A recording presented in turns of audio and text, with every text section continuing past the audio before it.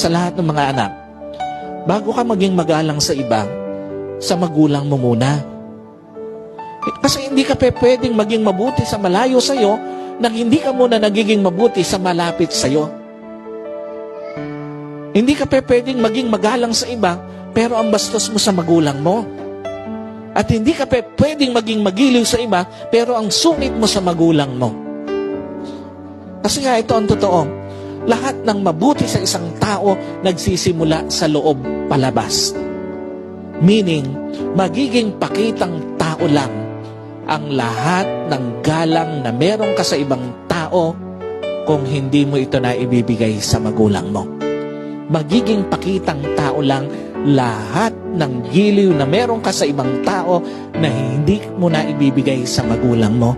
Tandaan niyo po, magiging pakitang tao lahat ng paggalang na meron